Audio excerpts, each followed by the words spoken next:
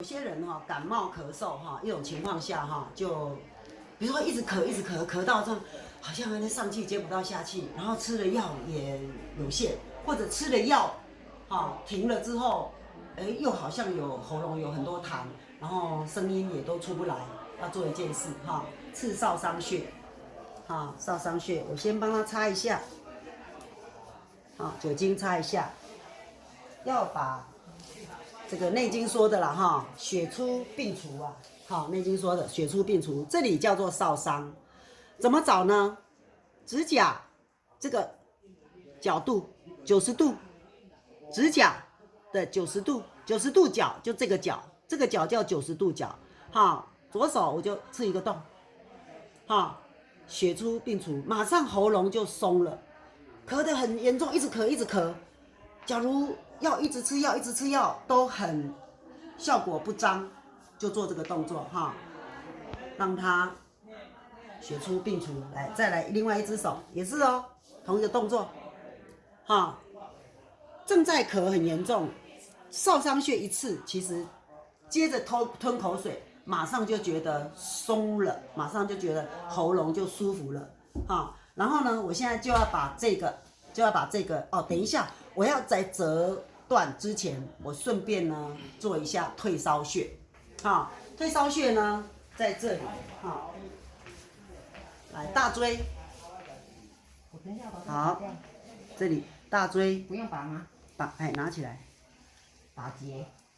好，没关系，慢慢来。正在擦大椎假如发烧一直退不下来，或者是根本就别期待药物来退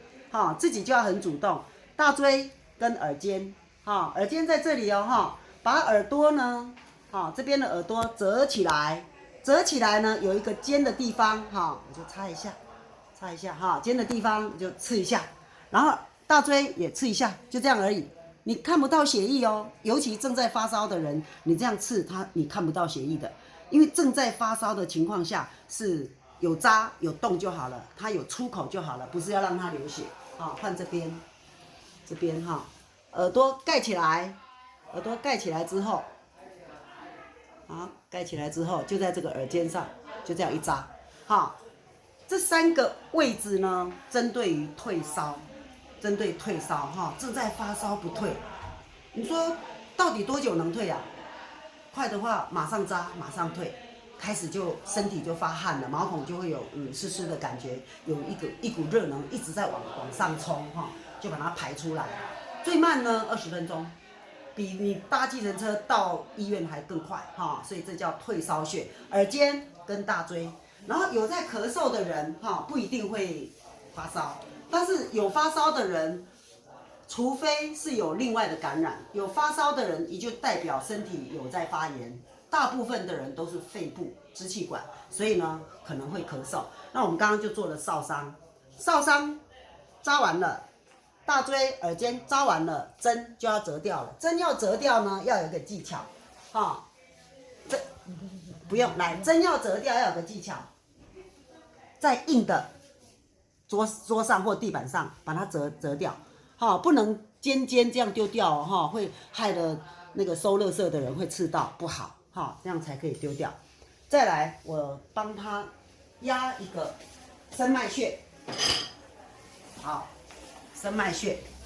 脱掉。好，袜子脱掉。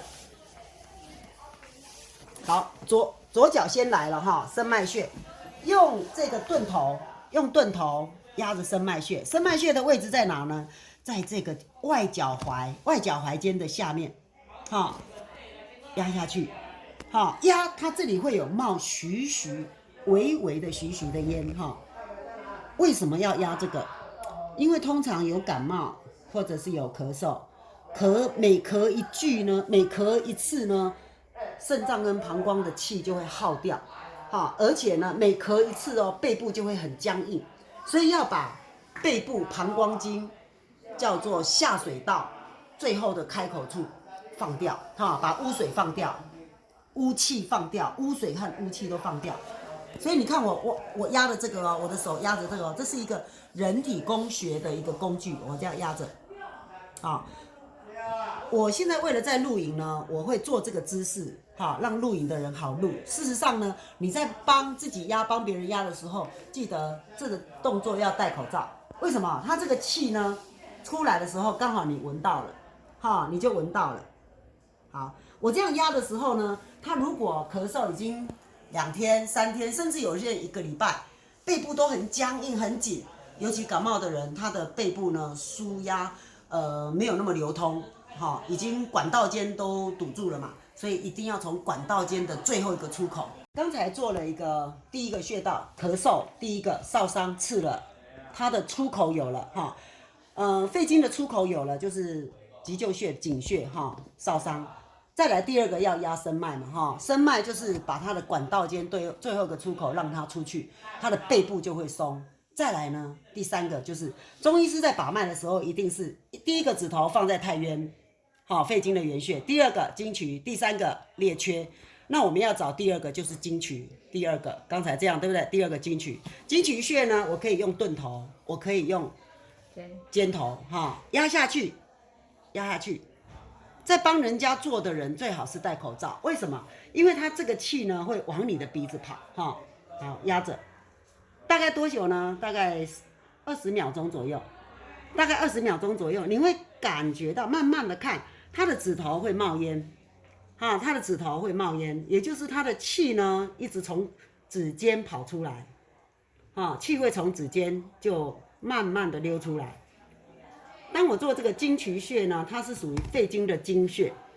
啊，针对于支气管，针对于肺部发炎，针对于咳嗽，它是有相当程度的修复功能哈。左手做完就换右手哈，一样哦。这3个指头的中间这个，好，压下去，轻轻的压，但是到底多大力呀？还是凭感觉，感觉是没办法传承的，感觉只能说多一些经验。好，多一些经验，到底有多用力啊，还是多轻啊？哈，就是这样哈。OK， 好，大概几秒钟，20秒左右就可以了。哈，这样其实这个动作呢，就是针对咳嗽，哈，久咳不愈，一定要滑灌，一定要做胸腔的滑灌。胸腔滑灌的最大的目的就是把筋膜拉开。把筋膜拉开，因为你一直粘连嘛，那一直咳一声，它就震动一次，咳一声就震动一次，咳一声就粘连一次，咳一声它就抱得更紧，哈，微血管跟回血管跟那个筋膜之间抱得越紧，然后越紧张抱得越紧，那你就越咳，所以要把它拉开，哈，用滑灌火灌的方式把它拉开，拉开它会重新组合，人体都有治愈细胞，哈，治愈的功能，这个方式哈，就是咳嗽啊，哦发烧，我们在这个片子里面都一起做了，好。